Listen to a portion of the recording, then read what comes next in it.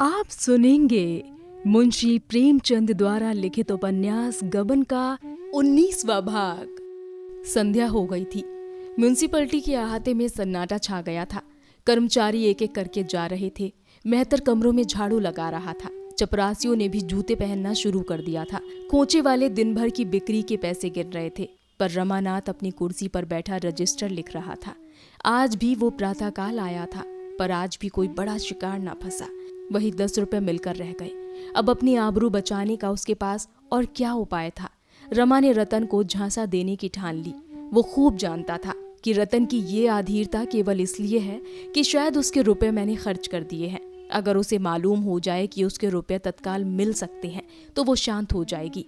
रमा उसे रुपए से भरी हुई थैली दिखाकर उसका संदेह मिटा देना चाहता था। वो खजांची साहब के चले जाने की राह देख रहा था।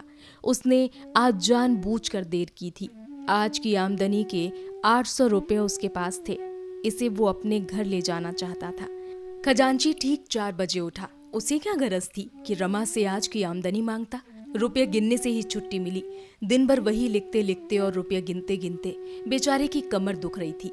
रमा को जब मालूम हो गया कि खजांची साहब दूर निकल गए होंगे तो उसने रजिस्टर बंद कर दिया और चपरासी से बोला, थैली उठाओ, चलकर जमा कर आएं। चपरासी ने कहा, खजांची बाबू तो चले गए। रमा ने आंखें गाड़ कर कहा, खजांची बाबू चले गए? तुमने मुझको कहा क्यों नहीं? अभी कितनी दूर गए होंगे? चपरासी, सड़क के नुक्कड़ तक पहुंचे होंगे। रमानाथ, ये आमदनी कैसे जमा होगी? चपरासी, हुक्म हो तो बुला लाऊं? रमानाथ, हाजी जाओ भी, अब तक तो कहा नहीं, अब आधे रास्ते से बुलाने जाओगे। हो तुम भी निरे बछिया के ताऊ, आज ज्यादा छान गए थे क्या? खैर, रुपये सी दराज में रखे रहेंगे, तुम्हारी जिम्मेदारी रहेगी। चपरासी, नहीं बाबू साहब, मैं यहाँ रुपये नहीं रखने दूंगा। सब घड़ी बराबर नहीं जाती, कहीं रुपये उठ जाए तो मैं बेगुनाह मारा जाऊं। सुबीते का ताला भी तो नहीं है यहाँ। रमानाथ, तो फिर ये रुपये कहाँ रखूं? चपरासी, हुजूर अपने साथ ले जाएं। रमा तो ये चाहता ही था। एक इक्का मंगवाया, उस पर रुपयों की थैली रखी और घर चला। सोचता जाता था कि अगर रतन भबकी में आ गई तो क्या पूछना, कह दूंगा 2 ही 4 दिन की कसर है, रुपये सामने देखकर उसे तसल्ली हो जाएगी। जलपा ने थैली देखकर पूछा, क्या कंगन ना मिला? रमानाथ, अभी तैयार नहीं था, मैंने समझा रुपये लेता चलूं जिससे उन्हें तकसीन हो जाए। क्या कहा सर्राफ ने? कहा क्या, आजकल करता है। अभी रतन देवी आई नहीं? आती ही होंगी, उसे चैन कहाँ। जब चिराग जले तक रतन ना आई तो रमा ने समझा अब ना आएगी। रुपये अलमारी में रख दिए और घूमने चल दिया। अभी उसे गए 10 मिनट भी ना हुए होंगे कि रतन आ पहुंची और आते ही आते बोली, कंगन तो आ गए होंगे। कंगन तो आ गए होंगे। जलपा, हाँ आ गए हैं, पहन लो। बेचारे कई दफा सर्राफ के पास गए, अब भागा देता ही नहीं, हीले हवाले करता है। रतन, कैसा सर्राफ है कि इतने दिन से हीले हवाले करता रहा है। मैं जानती कि रुपये झमेली में पड़ जाएंगे तो देते ही क्यों। ना रुपये मिलते हैं ना कंगन मिलता है। रतन ने ये बात कुछ ऐसे अविश्वास के भाव से कही कि जलपा जल उठी। गर्व से बोली, आपके रुपये रखे हुए हैं, जब चाहिए ले जाइए। अपनी बस की बात तो है नहीं, आखिर जब सराफ देगा तभी तो लाएंगे। रतन, कुछ वादा करता है, कब तक देगा? जलपा, उसके वादों का क्या ठीक, सैकड़ों वादे तो कर चुका है। रतन, तो इसकी मानी ये है कि अब वो चीज ना बनाएगा। जलपा, जो चाहे समझ लो, तो मेरे रुपये ही दे दो, बाहर आई ऐसे कंगन से। जलपा झमक कर उठी, अलमारी से थैली निकाली और रतन के सामने पटक कर बोली, ये आपके रुपये रखे हैं, ले जाइए। वास्तव में रतन की आधीरता का कारण वही था जो रमा ने समझा था।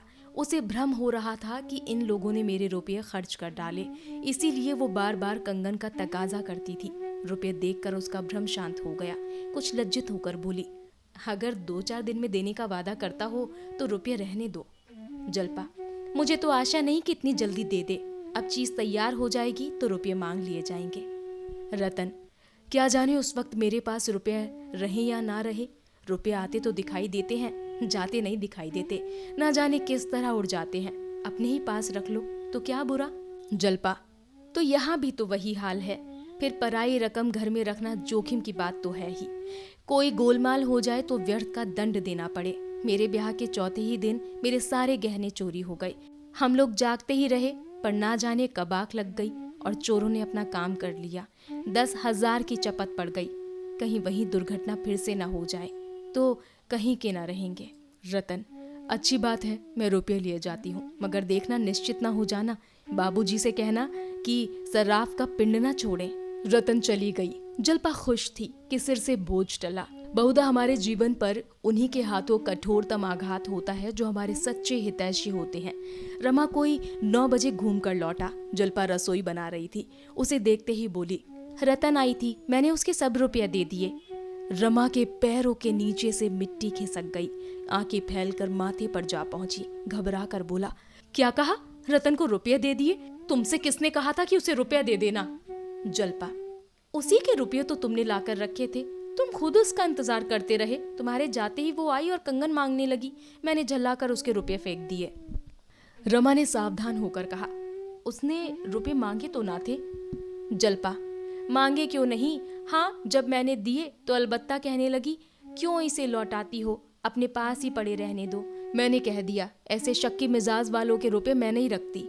रमानाथ, ईश्वर के लिए तुम मुझसे बिना पूछे ऐसे काम मत किया करो। जल्पा, तो अभी क्या हुआ? उसके पास जाकर रुपये मांग लाओ, मगर अभी से रुपये घर में लाकर अपने जी का जंजाल क्यों मोल लोगे? रमा इतना निस्तेज हो गया कि जल्पा पर बिगड़ने की शक्ति भी उसमें ना रही। रुआंसा होकर नीचे चला गया और स्थिति का विचार करने लगा। जल्पा पर बिगड़ना अन्याय था जब रमा ने साफ कह दिया कि ये रुपये रतन के हैं और इसका संकेत तक न किया कि मुझसे पूछे बगैर रतन को रुपये मत देना, तो जल्पा का कोई अपराध नहीं। उसने सोचा, इस समय झल्लाने और बिगड़ने से समस्या न हल होगी। शांत चित्त होकर विचार करने की आवश्यकता थी। रतन से रुपये वापस लेना अनिवार्य था। जिस समय वो यहाँ आई है, अगर मैं खुद मौजूद होता तो कितनी खूबसूरती से सारी मुश्किल आसान हो जाती। मुझको क्या शामत सवार थी कि घूमने निकला। एक दिन ना घूमने जाता तो कौन सा मर जाता था। कोई गुप्त शक्ति मेरा अनिष्ट करने पर उतर आई हो गई है। 10 मिनट की अनुपस्थिति में सारा खेल बिगड़ गया। वो कह रही थी कि रुपये रख लीजिए। जल्पा ने जरा समझ से काम लिया होता तो ये नौबत काहे को आती। लेकिन फिर मैं बीती हुई बातें सोचने लगा। समस्या है, रतन से रुपये वापस कैसे लिए जाए। क्यों ना चलकर कहूँ, रुपये लौटाने से आप नाराज हो गई हैं। असल में मैं आपके लिए रुपया न लाया था, सर्राफ से इसलिए मांग लाया था जिसमें वो चीज़ बनाकर दे दे। संभव है वो खुद ही लज्जित होकर क्षमा मांगे और रुपया दे दे। बस इस वक्त वहाँ जाना चाहिए। ये निश्चय करके उसने घड़ी पर नजर डाली। 8:30 बजे थे। अंधकार छाया हुआ था। ऐसे समय रतन घर से बाहर नहीं जा सकती। रमा ने साइकिल उठाई और रतन से मिलने चला। तो ये था मुंशी प्रेमचंद द्वारा लिखित उपन्यास गबन का 19वां भाग। कहानी की और भाग सुनने के लिए हमारे साथ बने रहिए। और अगर आपको हमारी कहानियाँ पसंद आती हैं तो हमारे चैनल को लाइक, शेयर, सब्सक्राइब करना ना भूलें और सुनते रहें स्टोरियन लफ्जों के हमसफर।